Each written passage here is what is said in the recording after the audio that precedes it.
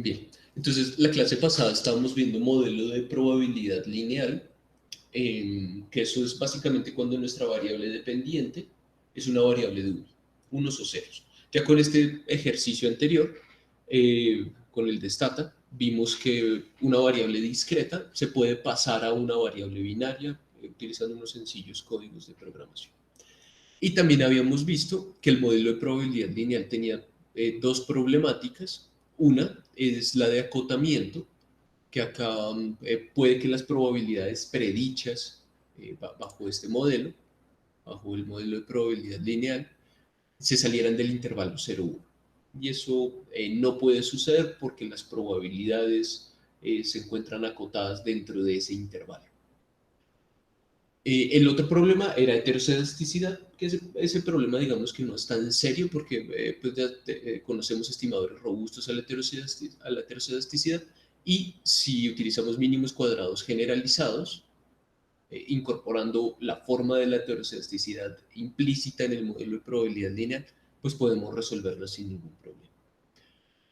Ahora, los modelos Logit y Probit surgen para tratar de resolver ese problema de acotamiento.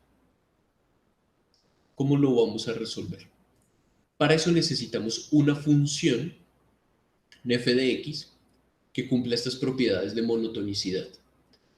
Esto es, que en el límite, cuando x beta tiende a infinito, la probabilidad de que y sea igual a 1 condicional a toda la información, es decir, la probabilidad de que ocurra el evento condicional a lo que queremos utilizar como variables independientes, sea igual a 1.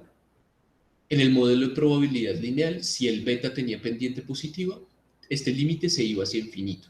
Entonces no nos servía, no cumplía esta propiedad. Y también que cumpla esta otra, que en el límite, cuando x beta tiende a menos infinito, la probabilidad de que ocurra el evento condicional a x, esto tienda a 0. En el modelo de probabilidad lineal, si beta era positivo, esa probabilidad tendría a menos infinito. Pues no nos servía, no cumplían esas propiedades. Es decir, estamos buscando una función que se vea de esta forma. Una forma más o menos en S invertida, ¿no? Por el estilo. Que si la evaluamos en valores de x beta muy pequeños, la probabilidad nos dé 0. Y si la evaluamos en valores muy grandes de x beta, la probabilidad tiende hacia 1.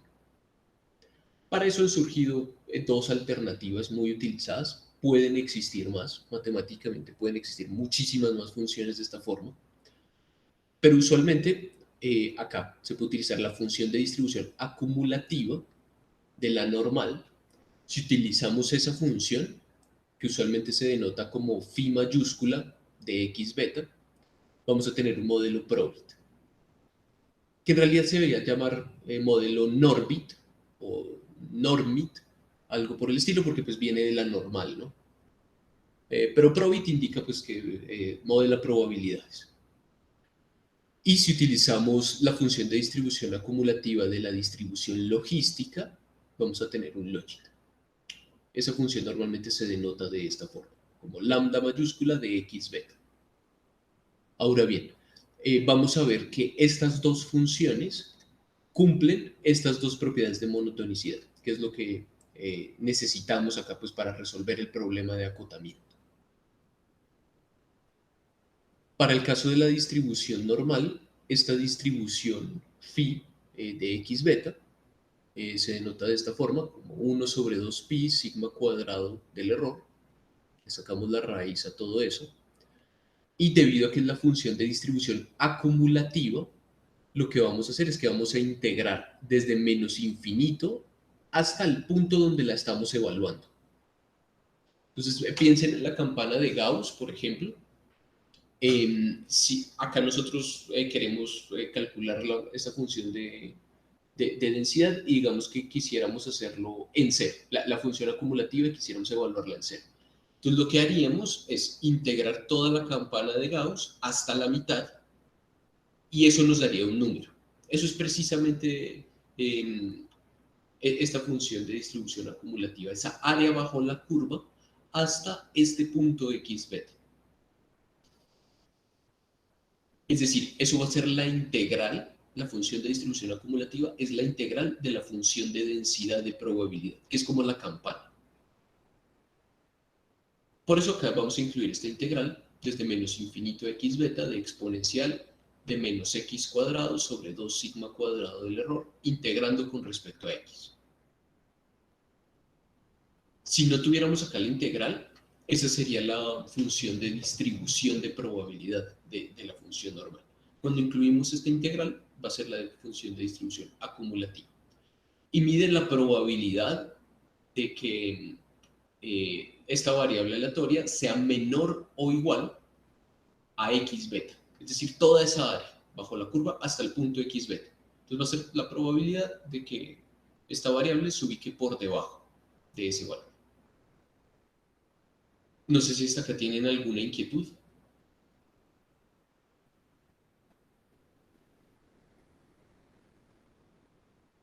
No, profe. No, profe. Bien, entonces vamos a considerar este resultado, que esto se llama la integral de Gauss, y es que si integramos de menos infinito a infinito de exponencial de menos x al cuadrado, acá integrando con respecto a x, esto de x, me lo comí acá, esto nos da raíz de pi. Vamos a considerar eso para mostrar esas propiedades de monotonicidad. Bien, entonces voy a sacar primero la primera propiedad, esta, límite cuando x beta tiende a infinito, de esta función. Entonces va a ser el límite cuando x beta tiende a infinito de esta función phi.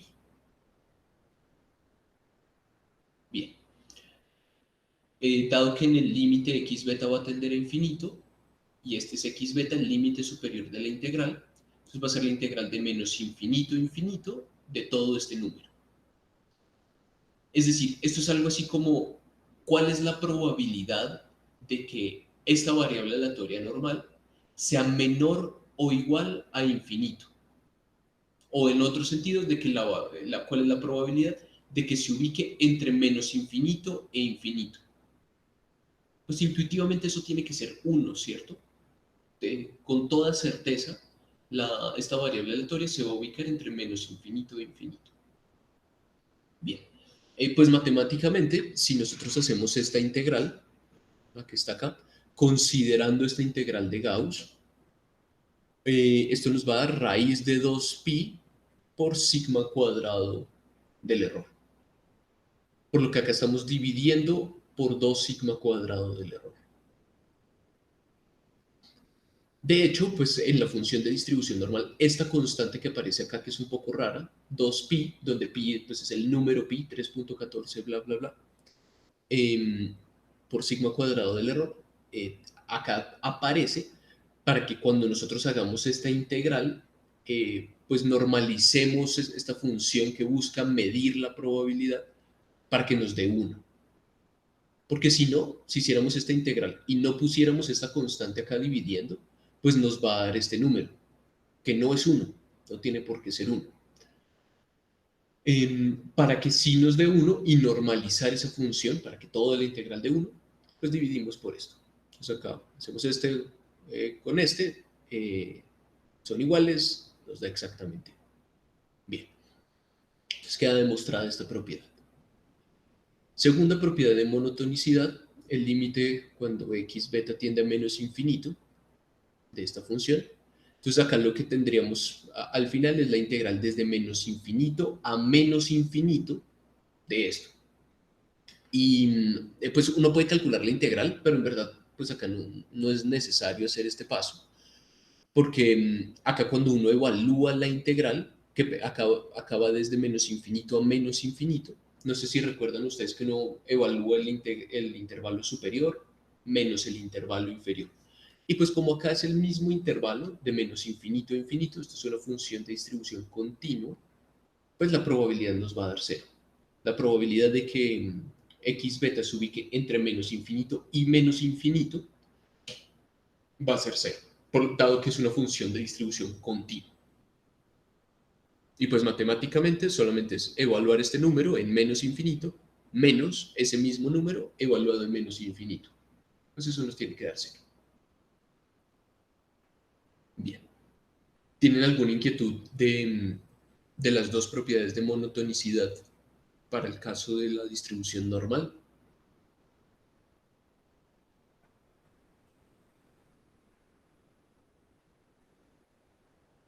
Ok. Vamos a hacerlo ahora para la distribución logit. Una ventaja de esta distribución relativo a la distribución normal es que pues, es mucho más sencilla de manejar matemáticamente. Y por esto, pues si uno necesita hacer algunas operaciones, solamente por esto, algunas veces es preferida sobre el probit. Esta función lambda de x beta se define como esto, e a la x beta sobre 1 más e a la x beta. Entonces vamos a probar estas dos propiedades de monotonicidad. Vamos a obtener el límite cuando x beta tiende a infinito de lambda de x beta. Y esta función se puede demostrar muy fácilmente que es igual a esto. Solamente ustedes dividan en el numerador y en el denominador por e a la x beta. Es decir, acá quedaría e a la x beta sobre e a la x beta, pues nos da 1.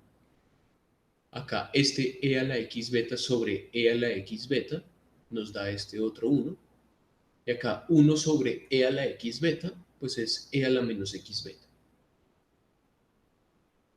Estas dos cosas son iguales.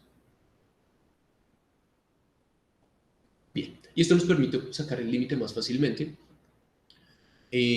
Si obtenemos el límite cuando x beta tiende a infinito, esto sería exponencial de menos infinito, eso tiende hacia 0.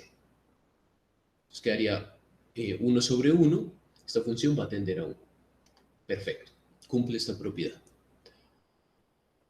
Esta otra, si sacamos el límite cuando x beta tiende a menos infinito, acá nos va a quedar exponencial de más infinito en el denominador. Entonces esto va a tender hacia 0. Desde arriba. Tiende a 0 desde arriba. Ahora, ¿cuál de estas dos funciones seleccionar? ¿Probit o logit? Pues una ventaja del logit sobre el probit es, si vamos a hacer manipulaciones matemáticas de esta, pues es mucho más sencillo trabajar logit. Si empíricamente solamente vamos a utilizar cualquiera de las dos, haciendo alguna estimación con stata, en realidad pues esto no, la complejidad de esta otra función no presenta mayores complejidades en términos empíricos. Em, lo otro, el otro argumento para seleccionar uno sobre el otro es que usualmente el logit estima probabilidades mayores para valores extremos de los datos.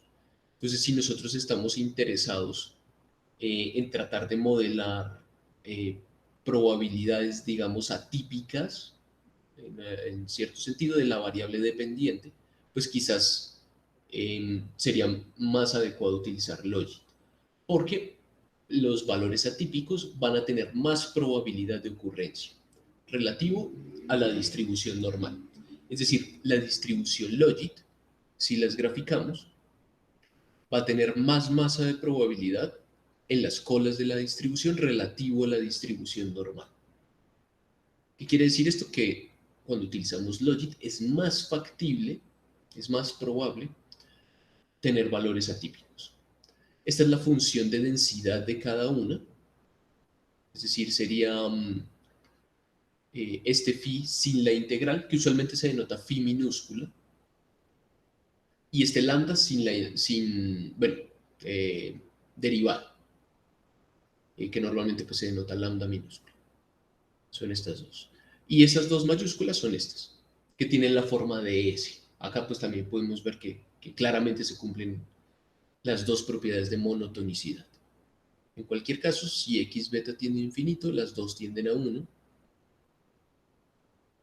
Si tiende a menos infinito, las dos tienden a 0. Y fíjense que debido a que la logit tiene más masa de probabilidad en las colas de la distribución, pues tiende a crecer acá más rápido relativo a la distribución normal, porque estamos acumulando acá más área debajo de la curva. Entonces esta crece más rápido. Relativo a esta otra, que pues no tiene tanta masa, entonces va a crecer acá más lentamente. Bien, eso es la discusión entre cuál de las dos seleccionar, si Logit o Probit. Empíricamente también, a menos que pues, uno tenga datos atípicos, usualmente no arrojan resultados muy diferentes. Entonces, en ese sentido, pues uno podría ser indiferente entre los dos. Ahora, relativo al modelo de probabilidad lineal, Probit y Logit resuelve fácilmente el problema de acotamiento. Pero en estos modelos de elección binaria, igualmente podemos tener omisión de variables relevantes, error de medición o sesgo de simultaneidad. Es decir, que no se cumple el supuesto de media condicional cero. Les pregunto, si no se cumple el supuesto de media condicional cero, cuando veíamos regresión lineal, ¿qué alternativa podríamos usar para resolver esas problemáticas? ¿Qué otro estimador? ¿O utilizando qué variables? ¿Cómo podríamos resolverlo?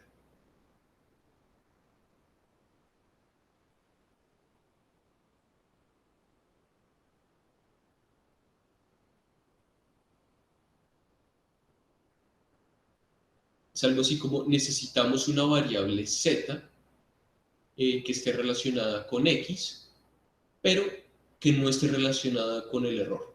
¿Recuerdan cómo se llama ese estimador?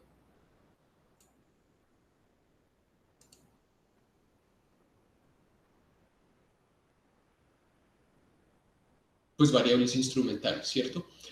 Bien, si utilizamos variables instrumentales sobre el mismo modelo de probabilidad lineal, pues vamos a poder eh, resolver esas problemáticas de endogeneidad. Ahora bien, debido a que este modelo de probabilidad de Logit y Probit es no lineal, fíjense que esta función no es una línea. Debido a eso, no vamos a poder utilizar el estimador de variable instrumental fácilmente acá. Entonces, esos resultados que habíamos visto antes, pues no aplican directamente aquí.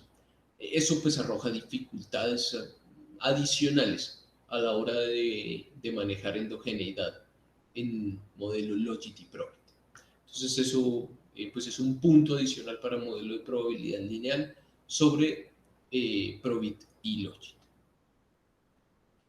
Bien, ahora supongan ustedes que quisieran que estimáramos nosotros nuestros parámetros del Probit y el Logit.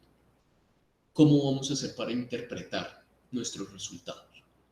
Pues resulta que como acá el efecto es no lineal, entonces no vamos a poder interpretar los resultados igual que antes. Porque, supongan ustedes, queremos evaluar el efecto de alguna independiente sobre la probabilidad de ocurrencia del evento y la independiente queremos hacer un cambio de este punto a este punto. Vamos a tener este cambio en la probabilidad. Pero si la independiente está ubicada acá, si hacemos un cambio de este punto a este punto, pues claramente el efecto sobre la probabilidad de ocurrencia va a ser diferente, por lo que es un modelo no lineal. Entonces no podemos interpretar de la misma manera que lo hacíamos en todos los modelos lineales de antes. ¿Cómo lo vamos a hacer? Lo vamos a hacer con algo que se denomina efectos marginales. Y esto es básicamente sacar la derivada de la función de probabilidad con respecto a la variable independiente que nosotros queremos cambiar. Entonces, nosotros tenemos que el valor esperado de la probabilidad de ocurrencia del evento, que en este caso es la dependiente, condicional a las x, esto es f de x beta. Esa función que puede ser phi o puede ser lambda, alguna de las dos. En el caso del modelo de probabilidad lineal, f de x beta es igual a x beta. Los dos son igualitos. Bien, si acá calculamos la derivada de este valor esperado con respecto a x, vamos a tener, utilizando regla de la cadena,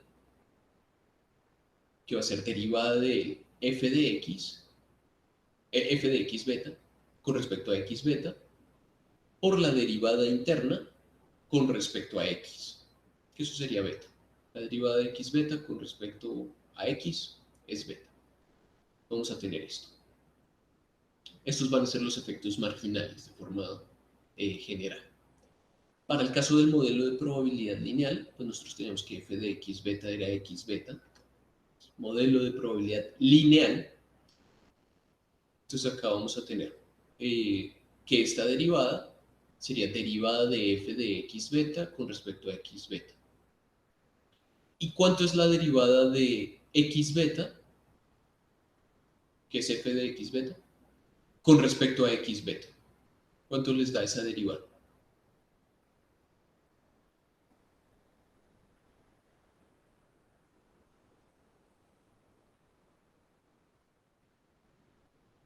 Pues 1, ¿cierto? X beta con respecto a x beta. Eso nos da 1. Bien, acá nos va a dar beta. Y este es el efecto marginal. Entonces podemos interpretar algo así como, oiga, si hay un incremento de una unidad en la variable independiente, entonces la dependiente cambia en beta. Es decir, la probabilidad de ocurrencia del evento cambia en beta. Tan sencillo como eso. Ahora, si tenemos probit, vamos a tener esta función phi de x beta. Entonces vamos a sacar la derivada de esta función que contiene una integral con respecto a x beta. Debido a que pues, la integral y la antiderivada, si la derivamos, pues digamos que nos vamos a deshacer de esa integral. Entonces nos va a quedar la función de distribución, la campana, la que se ve en forma de campana, no la que se ve en forma de S. Nos quedaría esta función de x beta por beta, donde esto pues representa la función de distribución de probabilidad. Entonces así vamos a interpretar ahora nuestros efectos. Vamos a interpretar así el efecto de un cambio en X sobre la probabilidad de ocurrencia. ¿Qué podemos ver acá? Primero, que este número, debido a que es la campana evaluada en X beta, eso siempre va a ser un número positivo. Por lo cual, este beta, el signo de beta, va a terminar dando el signo del efecto marginal. Entonces, si este beta es positivo, multiplicado acá por un número que va a ser positivo, pues sabemos que el efecto de esta independiente sobre la probabilidad va a ser positivo. Y esto es importante, porque cuando nosotros estimemos modelos Logit y Probit y tengamos los coeficientes, esos coeficientes solos no podemos interpretarlos de la forma que lo hacíamos. Eso no se puede hacer, porque tiene que ir ponderado por este número. Sin embargo, el signo de ese coeficiente va a corresponder con el efecto cualitativo del cambio en este independiente sobre la probabilidad de ocurrencia del evento. Si este coeficiente fuera negativo, entonces el efecto de un cambio en este independiente va a reducir la probabilidad de ocurrencia del evento. Para saber exactamente la magnitud, que pues también por eso nosotros estamos aquí estimando estos modelos, no solamente para saber el efecto cualitativo, sino saber la magnitud del efecto, pues tenemos que ponderarlo por esto. Eso es lo primero que tenemos que ver acá en esta expresión. El signo del beta determina el signo del efecto. Lo segundo es que el efecto depende de x beta, es decir, depende de las características de los individuos. Entonces, por ejemplo, devolviéndonos al ejemplo del modelo de probabilidad lineal, si nosotros quisiéramos saber cómo el salario afecta a la probabilidad de ocurrencia de que alguien decida trabajar en el mercado laboral, participar en el mercado laboral.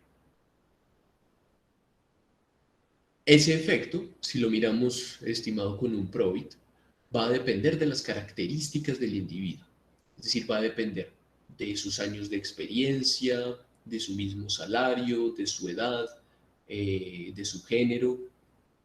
Va a depender de sus características. Lo que usualmente se hace acá en Probit para poder evaluar estas características es evaluarlo en características promedio, como un benchmark, un individuo de referencia. Pero podemos hacer algo extremo, como, oiga, ¿Qué pasa si esto es un individuo con bajos ingresos, con baja experiencia, tal vez joven? Podemos evaluar hombres o mujeres, podemos evaluar ciertas características y obtener el efecto del cambio en el salario sobre la probabilidad de que este individuo participe en el mercado laboral. Va a depender de las características del individuo. Entonces, esto de cierta forma es bueno porque nos permite, bueno, ensayar diferentes tipos de individuos y saber el efecto sobre la probabilidad de ocurrencia del evento. Pero también si nosotros queremos hacer unos resultados un poco resumidos, pues es un poco más complejo porque tenemos que evaluarlo para distintos valores de las características de los individuos. Ahorita les muestro un ejemplo utilizando la gran encuesta integrada de hogares sobre esto. Bien. Y en el modelo Logit va a pasar algo muy similar. Eh, vamos a llegar a esta expresión.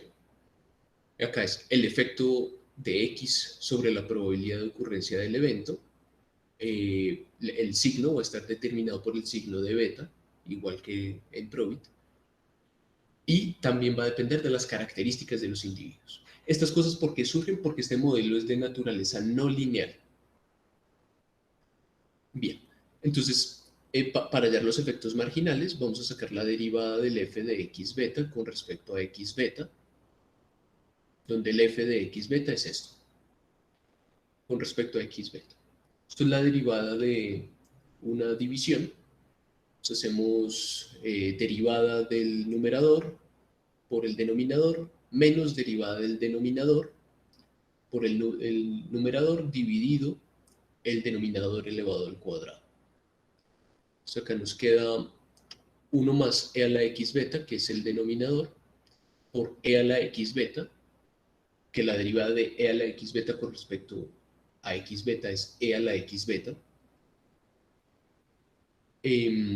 por e a la x beta, por la derivada de esto, que es e a la x beta. Entonces nos queda esto. Acá se puede cancelar este cuadrado con este 1 más e a la x beta, nos queda este número, que esto es el mismo lambda de x beta. Y acá nos queda menos 2 veces e a la x beta, es decir, el cuadrado de esto, eh, sobre 1 más e a la x beta al cuadrado. Entonces nos queda lambda x beta elevado al cuadrado. Podemos factorizar y nos queda este número. Bien. Cada uno de estos es la campana, pero pues de la función logística. Este número es positivo, este número es positivo. Si x beta tiende a infinito, este número va a tender a 0.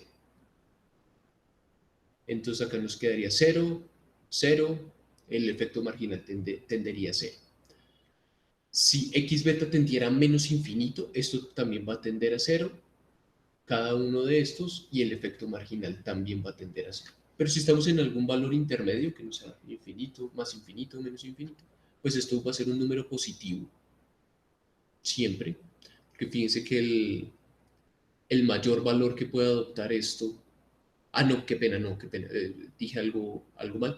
Esta no es la de densidad, no es la campana, sino es la que es en la forma de S. Si esto tiende a más infinito, esto tiende a 1 y esto tiende a 0, por lo que sería pues 1 menos 1. Si tiende a menos infinito, esto sí tiende a 0. Bien. Pero en cualquier caso, esto va a ser un número positivo. Entonces el signo del efecto va a depender es de beta. ¿Tienen alguna inquietud hasta acá? ¿Un poco enredado? ¿Cómo van?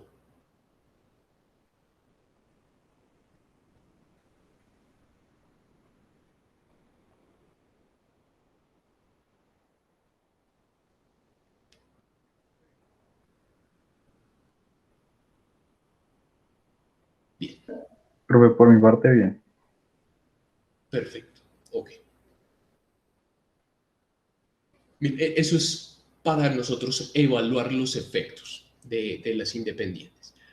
Pero esas independientes que acabamos de encontrar el efecto, normalmente son variables independientes que son continuas, algo así como salario, experiencia medida en tiempo, algo por el estilo.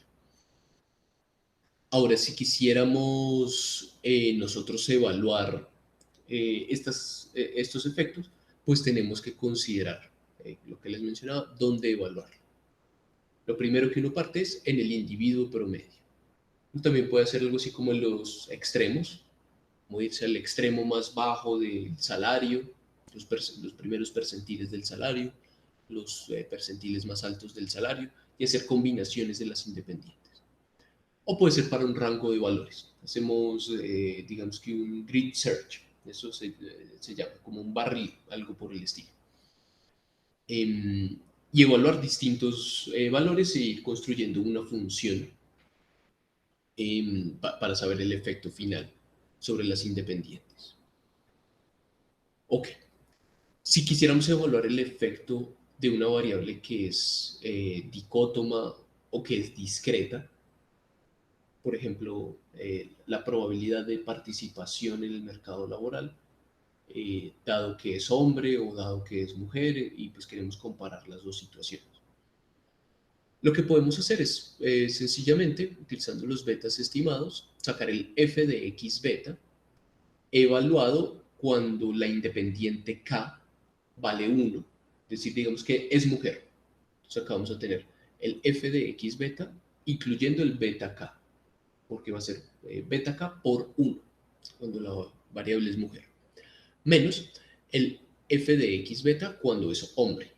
Entonces así pues podemos saber el efecto de ser mujer sobre la probabilidad de participación laboral. Solamente comparamos estas dos cosas. No tenemos que sacar la derivada utilizando acá el efecto marginal. Solamente comparamos el cambio en la probabilidad. Que bueno, de cierta forma esto es en espíritu una derivada.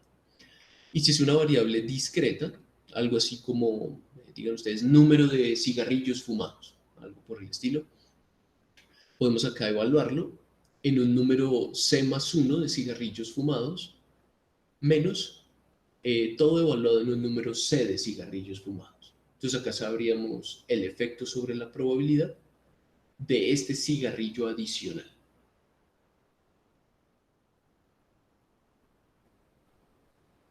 Bien. ¿Cómo vamos? Sí, Walter. Profe, perdón, a mí me quedó una duda respecto a ese de discreta. Es decir, esa discreta se utiliza más cuando son, digámoslo así, variables de cantidad. Pues en este caso, por ejemplo, cigarrillos fumados al día o al mes o la variable que sea. ¿Se le está colocando en esa parte de discreta un límite o esa parte como es comparándolo con la dicótoma? Bien. Sí, usualmente las discretas es número de algo por el estilo. Es decir, que digamos que en nuestros datos tengamos números enteros en las observaciones de esas independientes y que no tengamos números continuos. Algo así como gana 1.2 dólares por hora, eso sería continuo.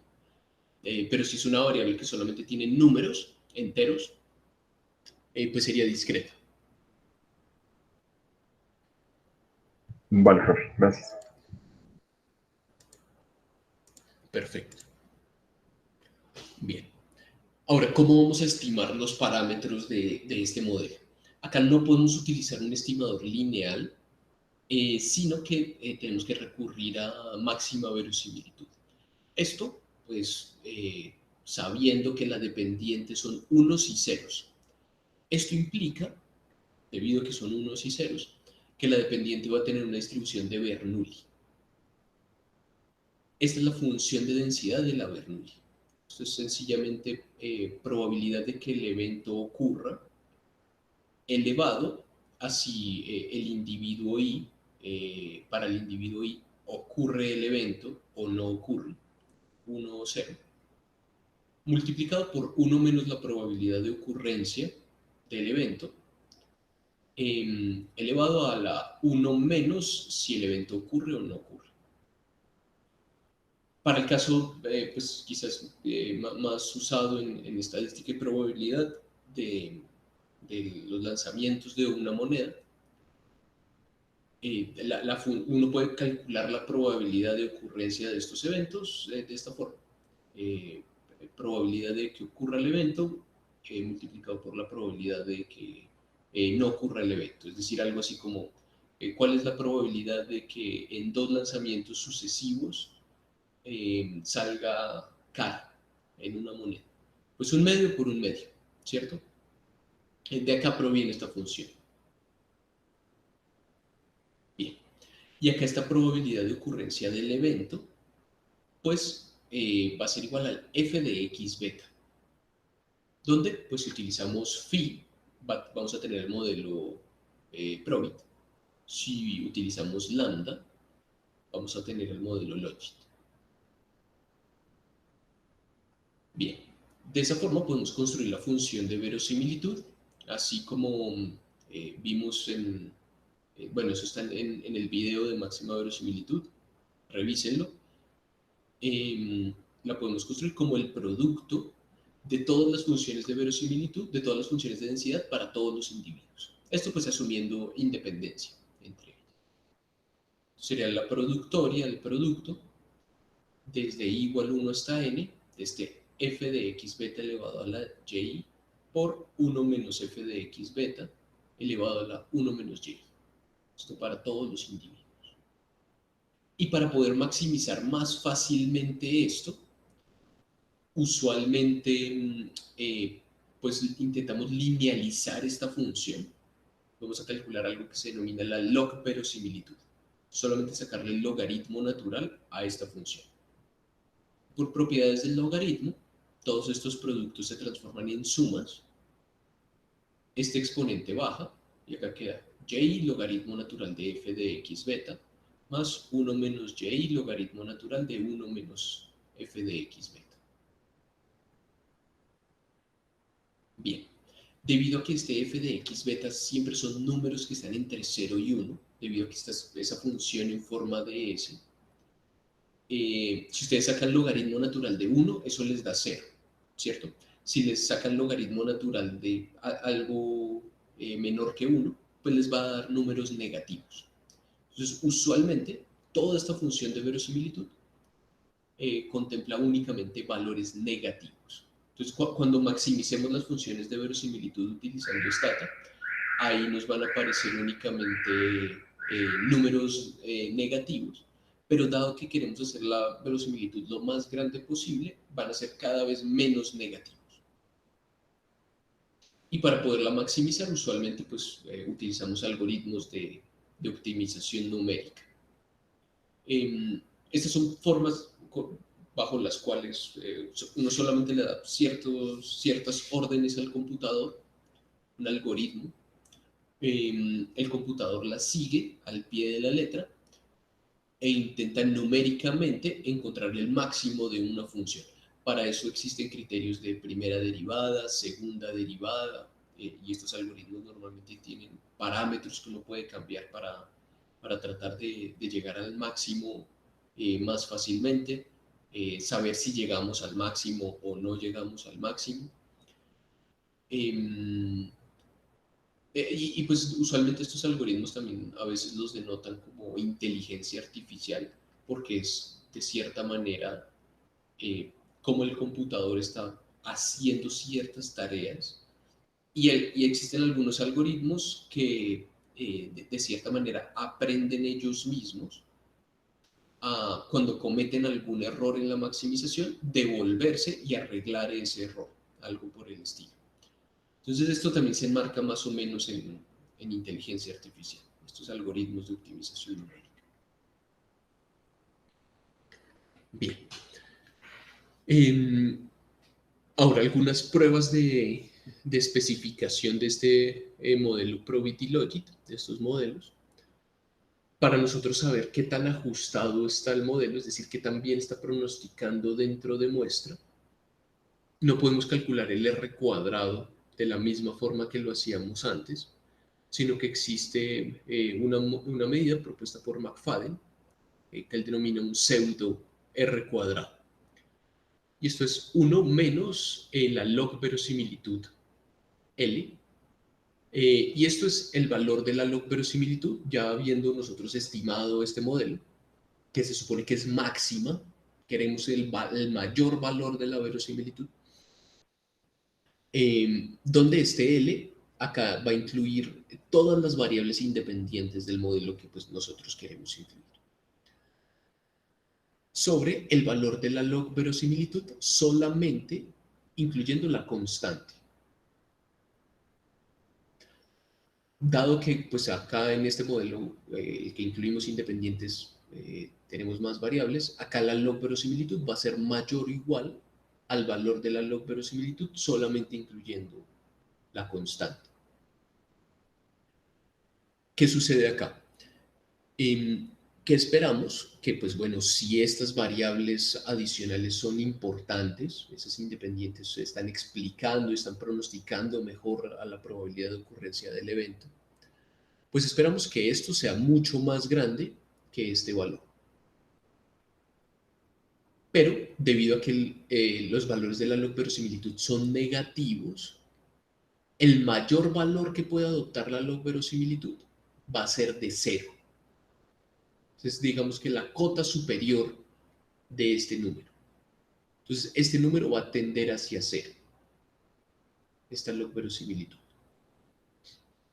Debido a eso, cuando pues tengamos nosotros un muy buen ajuste, este número sobre este número, pues nos va a dar un número más bien pequeño y el R cuadrado va a tender a 1. Si no estamos explicando absolutamente nada, si esas independientes no están explicando absolutamente nada, acá vamos a tener un número sobre otro número muy parecido. Entonces nos va a quedar 1 menos 1 y nos va a dar 0 el R cuadrado. Este pseudo R cuadrado de McFadden está igualmente entre 0 y 1. Entonces va a terminar siendo una medida de ajuste. Existen otras medidas de ajuste para estos modelos de elección binaria que se basan en pronóstico, o sea, que también está pronosticando, y porque acá podríamos cometer varios errores, algo así como pronostico que la probabilidad de ocurrencia del evento clasifica al individuo como si realiza el evento, pero en realidad ese individuo no lo realiza. Ese sería un error. Otro error sería pronostico que este individuo no va a accionar el evento, pero en realidad sí lo hace. Ese sería el otro error. Entonces, pues en realidad esas medidas nos dirían quizás de forma más certera si nos estamos equivocando o estamos acertando a la hora de pronosticar. Y acá pues también existe un problema de clasificación porque cuando nosotros pronostiquemos las probabilidades de ocurrencia del evento, vamos a pronosticar unos números que van a estar entre 0 y 1 y van a estar acotados entre 0 y 1 si utilizamos probability logic. Entonces tenemos que trazar una línea en algún punto para decir, bueno, este individuo lo clasifico como si habría actuado o no habría actuado, para poder hacer estas comparaciones. Y el número pues que quizás surge ahí más intuitivamente es 0.5, es si la probabilidad de ocurrencia del evento es mayor a 0.5, pues sí lo hace. Si es menor, no lo hace. Pues no siempre ese punto es el óptimo, porque puede que, digamos, si en nuestra muestra muchos individuos dicen que sí al evento, entonces quizás ese 0.5 es muy bajito. Deberíamos subirlo relativo a la muestra. Eso, eso podría ocurrir. Bien, eso con respecto a las medidas de ajuste. Ahora, para hacer pruebas de hipótesis, aquí podemos hacer no estadísticos F, pues sobre múltiples regresores, sino hacer algo como una prueba de razón de verosimilitudes, de likelihood ratio. Y esta prueba de razón de verosimilitudes se define como la resta de el valor de las log verosimilitudes, debido a que pues es log, esto es una razón, de verosimilitudes.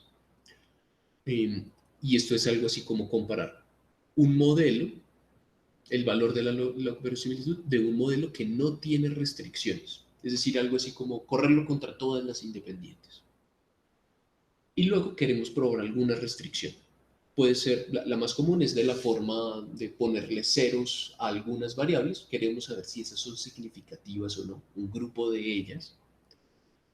Eh, para, para encontrar si son significativas, pues comparamos el valor de las log verosimilitudes del modelo no restringido, estimado con todos los parámetros, y estimado asumiendo las restricciones. Si en verdad no son significativas, pues esta diferencia no debería ser grande, estadísticamente hablando. Si es grande, pues sí deberían ser estadísticamente diferentes. Esto pues relativo a las pruebas de hipótesis múltiples. También podemos hacer hipótesis simples, solamente sobre un coeficiente. Para eso necesitamos hacer inferencia estadística sobre estos betas. Fíjense que acá no hemos visto nada de inferencia estadística en el Logit. No quiero entrar en ese detalle, que si pues esto ya es enredado, inferencia estadística es mucho más.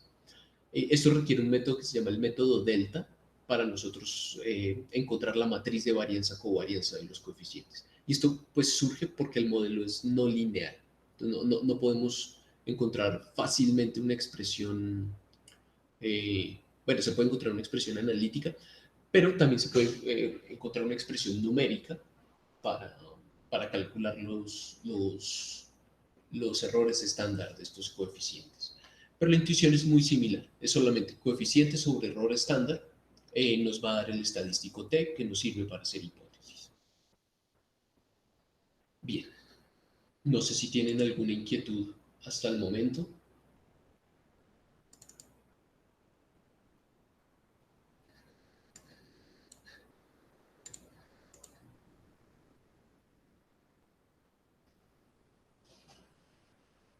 Ok, les voy a mostrar la estimación de un modelo Logit utilizando la gran encuesta integrada de hogares. No les puedo pasar los datos porque pesan un poco y pues no me deja cargarlo en la plataforma. Esto es utilizando datos del tercer trimestre de la gran encuesta integrada de hogares del año 2019 y del año 2020. Acá tengo todas estas variables. Si no estoy mal, para algo así como 380.000 individuos. Solamente voy a utilizar algunas de estas variables. Esto es tal cual como viene del formulario del DANE. Entonces uno tiene que generar algunas variables. Entonces, puedo generar el género. Acá en los cuestionarios del DANE, pues las variables vienen codificadas de esta forma. Pregunta 6020. Y acá nos dice cuántas personas son hombres, cuántas personas son mujeres. Acá puedo generar la variable sexo igual a esto, tabularla y hacer un recode. Es que apenas en este tab, con 1 le pone a las mujeres, 2 le pone a los hombres, pero esto no es una variable dummy. Entonces, para transformarlo, voy a utilizar este comando recode, que es al 1 lo va a transformar en 0 y al 2 lo va a transformar en 1. Y voy a generar la variable mujer. Perfecto. Entonces acá me quedan 201.225 mujeres, 178.000 hombres. Perdón, ahorita creo que lo dije al revés. En toda esta muestra. También puedo generar la variable edad. Acá están años de edad. ¿Cuántos? Bueno, el DANE pregunta cuántos años cumplido tiene. Y puedo calcular algunas estadísticas descriptivas. Entonces acá tenemos en promedio 34,19 años de edad. Con esta gran encuesta integrada de hogares que se calcula la tasa de desempleo. Y en este modelo que yo estimé acá, quiero saber el efecto de el salario sobre la probabilidad de estar casado. Y es que resulta que existe literatura que muestra que usualmente para las mujeres y normalmente para las de más alto ingreso, ascensos o incrementos en su salario pueden representar incluso disminuciones en la probabilidad de estar casadas. Y eso no necesariamente ocurre para los hombres. Puede que para ellos más salario, sin importar el percentil de salario que tienen, implica más probabilidad de estar casado. Quiero que discutamos un poco sobre eso. Eh, ¿Creerían ustedes que de cierta forma eso es discriminación de género?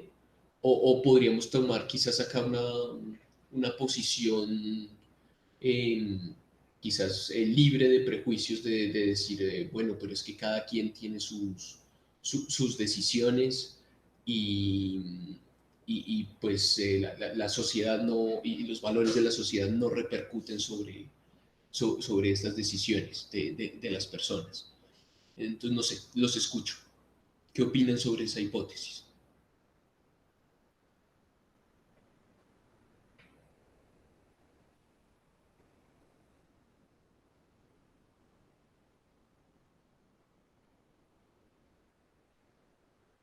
O mejor dicho, ¿por qué podría ocurrir ese efecto?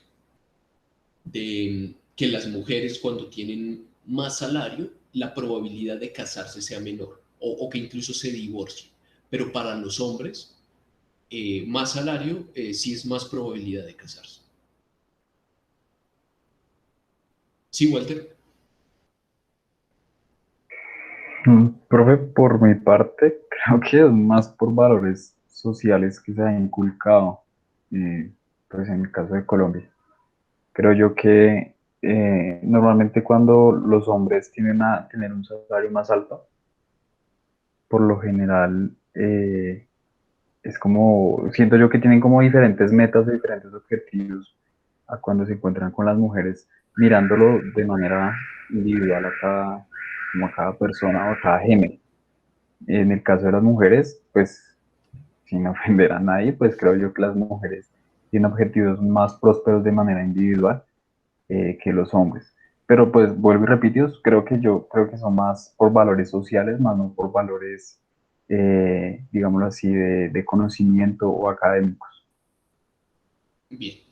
Ok, sí, en la literatura se han propuesto aquí dos efectos para tratar de explicar esto sobre las mujeres. Uno es que puede haber un efecto tentación, algo así como, oiga, ahora las mujeres están ganando más, entonces podrían pues conseguirse otra pareja o sencillamente están tentadas de cierta forma a renunciar a su pareja actual.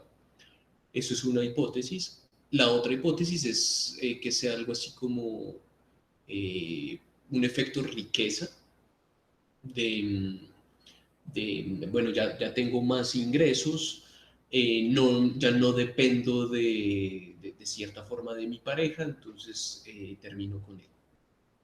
Eso es como para añadir un poco más a la discusión. Ahorita les cuento sobre los resultados de la literatura sobre eso. Sí, Samuel.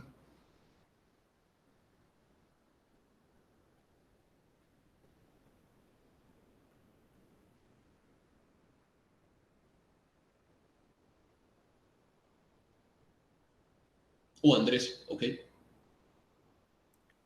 Sí, profe, pues teniendo en cuenta lo que estaba mencionando, y creo que hay estudios que demuestran que las mujeres entre mayor salario tienen, pues buscan un hombre pues también que tenga un salario alto.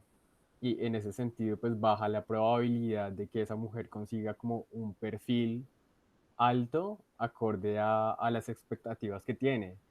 Yo creería que es más por eso que pues para las mujeres con alto salario, con altos estudios, tiende a ser más difícil eh, pues conseguir un hombre como de su mismo nivel social, mientras que para los hombres pues no tienen ese mismo esa misma preferencia hacia arriba, sino pensaría que es el efecto contrario.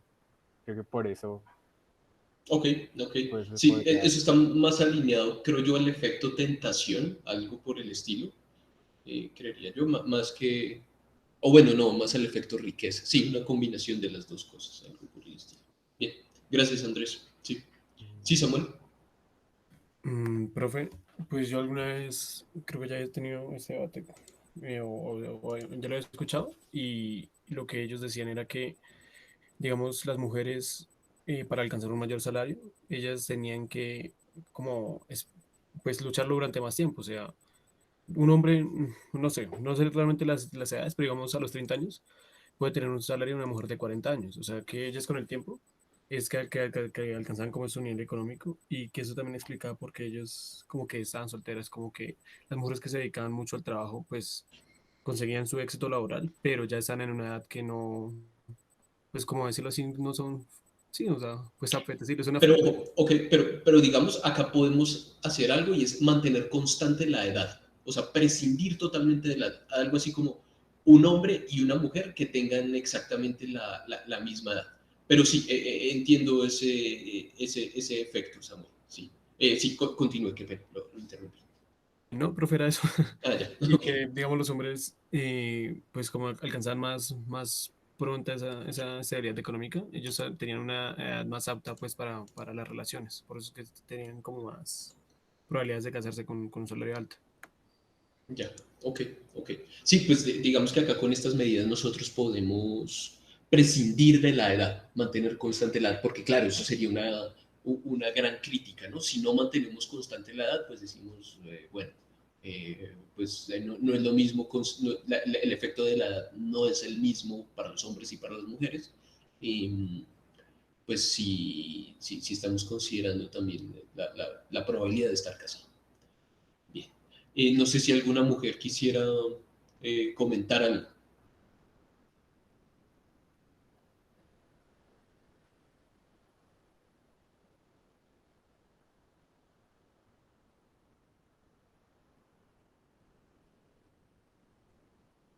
Bien. Pues estos dos efectos del efecto tentación y el efecto riqueza se han rechazado por la literatura, ambos.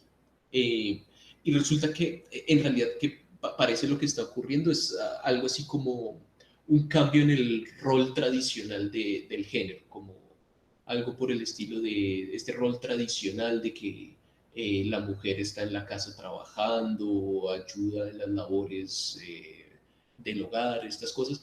Normalmente, más salario implica que las mujeres cambian totalmente ese rol de género. Entonces, pues este cambio en el rol de género cambia su perfil, cambia sus características y quizás eso es lo que termina afectando la probabilidad de estar casado. Entonces, con este modelo Logity Pro, quiero para Colombia eh, nosotros tratar de determinar esto. Entonces, acabo de generar la variable casado y pues acá también hay algo de dificultad porque es que necesitamos qué es ser casado, ¿no?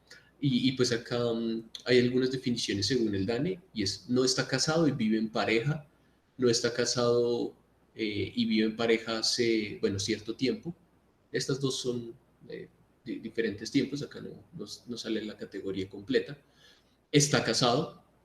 Yo estas tres primeras las considero como está casado. O sea, si está en unión libre, algo por el estilo, está casado. Eh, Está separado o divorciado, esto no, está viudo no, está soltero no.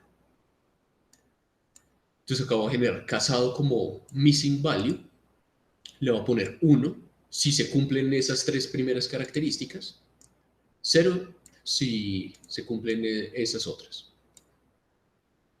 Bien, acabo de generar otras variables, estas son para saber si está en la población en edad de trabajar la persona, es decir, si el DANE acá lo define como personas de más de 11 años en zonas urbanas y 9 años en zonas rurales, algo por el estilo.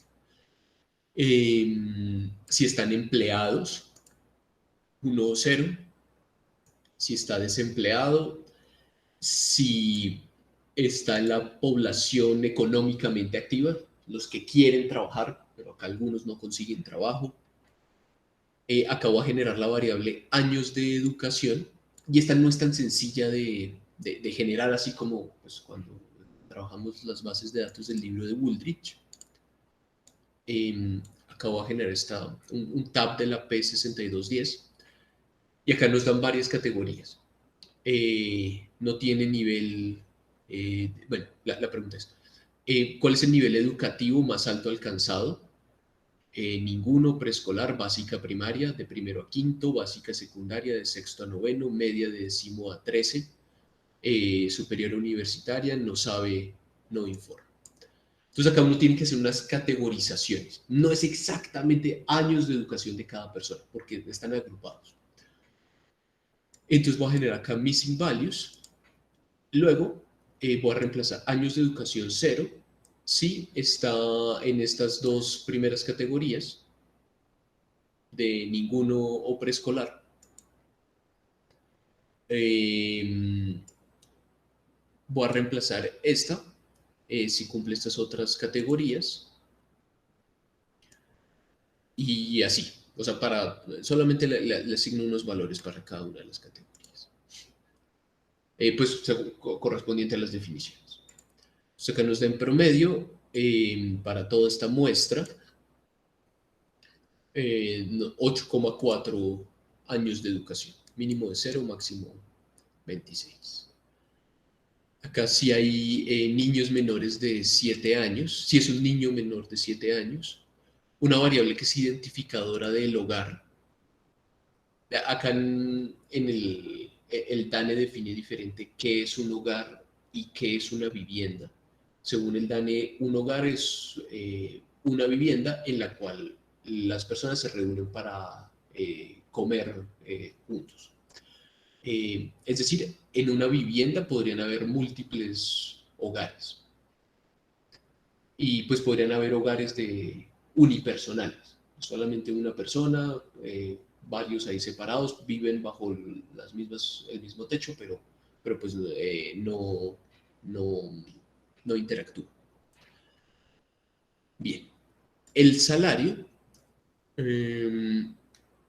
acá tenemos esta variable, pues primero para clasificar si está trabajando,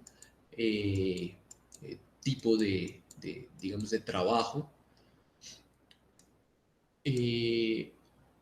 Esta de acá, frecuencia del ingreso. Bueno, y está.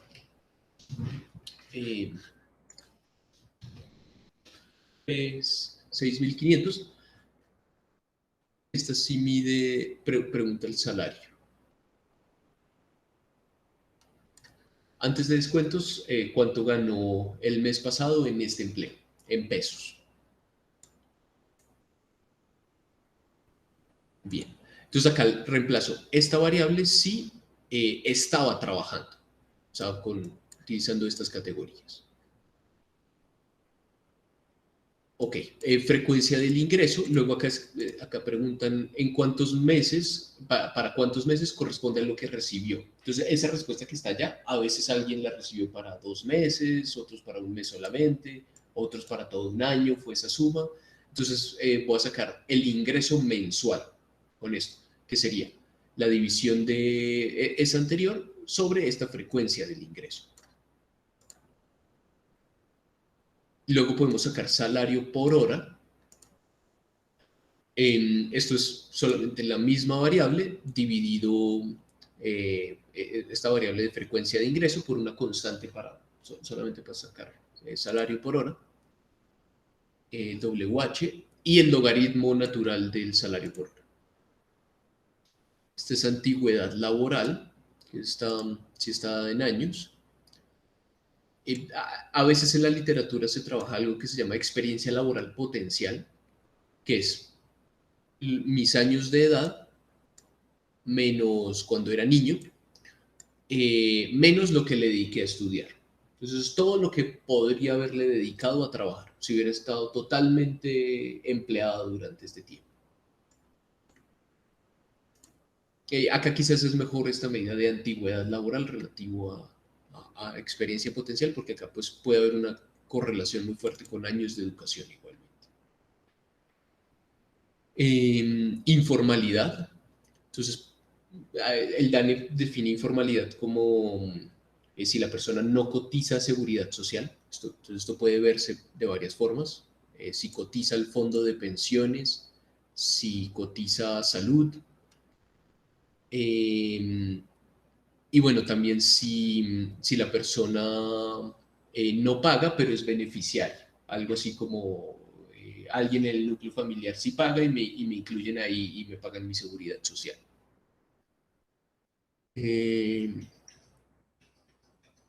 Y combinando estas medidas, uno puede construir al final esta medida de informalidad o formal, que esa es la que trabaja el DANE.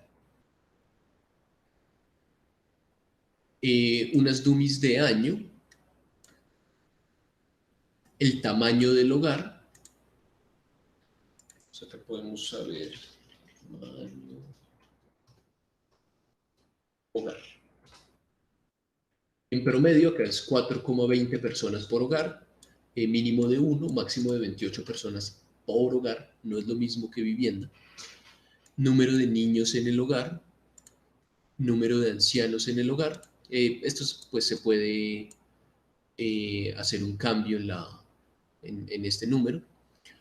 Número de desempleados en el hogar, una DUMI de mes, estadísticas descriptivas. Bien. Acá yo corrí primero un modelo de probabilidad lineal para mujeres, luego para hombres. Separé las muestras para saber el efecto. Y corrí varias regresiones, controlando por varios efectos. Entonces, les quiero mostrar el resumen de estas tablas. No hay en Stata, sino acá más bonitas. Esta. Esta es para mujeres.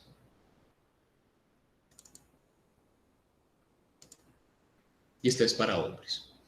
Lo que a mí me interesa acá saber es el efecto del salario sobre la probabilidad de estar casado. Esto es modelo de probabilidad lineal. Entonces, esto lo podemos interpretar de esta forma usual, que es un incremento de un punto porcentual en el salario, aumenta la probabilidad de estar casado en 5% para los hombres. Solamente un 1% del salario, 5% más de probabilidad de estar casado. Ok. Luego acá hago una serie de controles. Todas estas son variables de control. Digamos, para mitigar este efecto que mencionaba Samuel, acá incluyo la variable de edad. Fíjense que acá el coeficiente cae en gran magnitud y esto pasa pues porque más edad implica más probabilidad de estar casado y usualmente más edad está correlacionado de forma positiva con el salario. Entonces por eso cae el coeficiente, estaba sobreestimado. Bien, y así para las demás. ¿Qué podemos ver acá? Fíjense que este coeficiente, bueno, no cambia mucho en magnitud, se mantiene más o menos alrededor del 5-6% y siempre es estadísticamente significativo para los hombres. Esto es lo que nos interesa aquí observar. Para el caso de las mujeres, acá tenemos, fíjense que si corremos la regresión sin controlar por nada, un incremento de un punto porcentual en el salario para las mujeres, solamente aumenta la probabilidad de estar casado, perdón, en 0,7%, ya que es significativo. Si controlo por los años de educación, el coeficiente cae en magnitud y su significancia se reduce. Si controlo por edad, ya no es significativo. Acá, bueno, es significativo al 10%, pero fíjense que la significancia claramente se encuentra entredicha relativo a ser hombre, relativo a los casos del hombre, y acá el coeficiente es mucho más pequeño en magnitud. Es decir, parece que el salario no tiene un efecto sobre la probabilidad de estar casados para las mujeres, pero sí tiene un efecto para los hombres, más o menos en 5% cada punto porcentual adicional. Bien, ya podemos concluir totalmente que el salario afecta de esa forma para estos grupos. No totalmente, estos aún continúan siendo correlaciones, porque acá puede haber un problema de simultaneidad y es que de pronto el salario está de cierta forma relacionado con el concepto de que la persona tenga matrimonio, porque quizás los que se casan son más responsables y eso puede afectar a su salario. Entonces, de pronto hay algo de simultaneidad. Entonces, este modelo no es perfecto. En ese orden de ideas no podemos decir que sean efectos causales, sino solamente son correlaciones. Únicamente van a ser acá correlaciones. Pero claramente se ve una gran diferencia entre el comportamiento de hombres y mujeres. Eso es visto con probabilidad lineal. Eh, Podemos calcular un logit. Acá voy a correr el logit para el caso de las mujeres.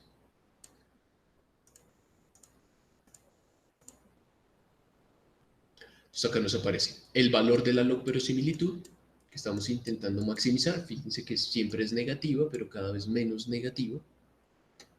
El número de observaciones. Este es el estadístico de razón de verosimilitud de likelihood ratio para probar la significancia conjunta de todas, su p-valor. Nos dice estas son estadísticamente significativas, todas de forma conjunta, y el pseudo R cuadrado de McFadden. No es muy grande. Bien, estos son los coeficientes estimados por logit.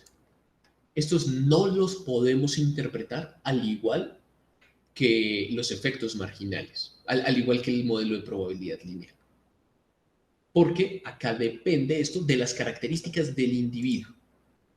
Para poder interpretar esto, puedo utilizar este comando margins y voy a sacar de la última regresión, que es este logit, un cambio en el logaritmo natural del salario y lo voy a evaluar en estas características de los individuos. Entonces, lo voy a hacer para un barrido del logaritmo natural del salario desde -3 con un paso de 1 hasta 14. Que estos son el valor máximo y el valor mínimo del logaritmo natural del salario. Desde -3 hasta 14. Para hacer un barrido de todos los valores del salario. Y para los distintos años. Acá yo también tenía la hipótesis de que quizás la pandemia afectó esto. Pareciera que no.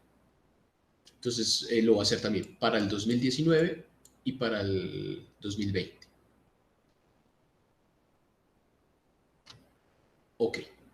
El resto de características, que acá es años de educación, años de edad, informalidad, antigüedad, los meses, número de niños, el resto de esas características, si no las coloco acá, está dado a entender que eso se va a evaluar en las características promedio de los individuos. Es decir, acá vamos a evaluar el efecto de un aumento de 1 en el salario para un individuo que tiene años de educación promedio, edad promedio, informalidad promedio, todo esto promedio. Lo vamos a evaluar. Uno para el 2019, otro para el 2020. Entonces, depende de las características del individuo. Y podemos esto graficarlo, para resumir esto, pues, en gran medida y que no nos aparezca una salida muy grande. También acá con este gráfico vamos a poder saber la significancia estadística de estos efectos marginales, porque es que a veces podría ocurrir que si lo evaluamos para puntos, digamos, bajos del ingreso, no sea significativo, pero ya para puntos más altos del ingreso sí sea significativo. Eso podría ocurrir. Entonces, pues es importante también conocer acá los intervalos de confianza y hacer inferencia estadística para un barrido de resultados. Normalmente se demora un poco este comando. Sí, Walter. Profe, pero pues mientras está ahí comando corriendo, es que me surgió una duda con lo que estaba mencionando respecto a tomar el mínimo y el máximo de Sí. los salarios. Y mi pregunta es, pues ahí aparece un mínimo que es de -3, quiere decir que esa persona o esos individuos que tengan negativos están dependiendo de la otra persona, en este caso porque se encuentran casados. Eso no tumbaría por completo pues lo que estamos intentando encontrar, pues teniendo en cuenta que, eh, digámoslo así, el aumento del salario no depende de si se va a encontrar casado o no. No entendí muy bien la pregunta. Si la cosa es por el signo, el -3 surge, es por lo que es logaritmo natural del salario por hora, pero eso no tiene ninguna implicación. Pero no entendí muy bien la pregunta, Walter. Sí, profe, es decir, si hay salarios negativos, quiere decir que esa persona que se está evaluando está dependiendo de su Ah, ya, esposo ya. o su No, no, esposa. no. No es Es que hayan eso. salarios negativos, es solamente por la transformación logarítmica. Es decir, si yo calculo el promedio de los salarios por hora, esto está mínimo cero, o sea, nadie puede ganar algo negativo. Y el máximo 1.400.000 por hora. Lo que pasa es que cuando saco el logaritmo natural de esto, pues un logaritmo natural de los números pequeños, pues tienden a dar negativos. Pero es una razón matemática, no es que esas personas ganen negativo. Vale, profe, ya que, gracias. Bien. Entonces, este es el efecto de las mujeres con el cambio en el salario. Fíjense que el intervalo de confianza, toda esta área, contiene al cero. Es decir, no importa si una mujer gana muy poco o gana demasiado, si están en los percentiles primeros del ingreso o después, el salario no va a tener un efecto sobre la probabilidad de que esté casada o no. Y si lo hacemos para los hombres, espérenme que yo tenía esto guardado por acá, nos da este gráfico. Este es para los hombres. Acá vemos que incrementos en el salario aumentan para los percentiles bajos, solamente más o menos entre 2-3%. A medida que aumenta el ingreso, llegamos acá a algo así como el 5% más de probabilidad de estar casados, pero es un efecto no lineal. Entonces acá lo podemos identificar con este logic que es de naturaleza no lineal. Entonces, para salarios, digamos, hasta el percentil 50 más o menos, incrementos en el salario aumentan la probabilidad de estar casado. Y de ahí en adelante, si hay aumentos positivos de más salario, pero esos aumentos son cada vez menores porque esto sigue estando en el rango positivo.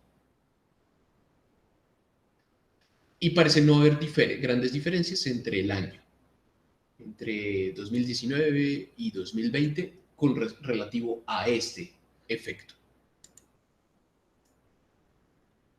Bien, perfecto.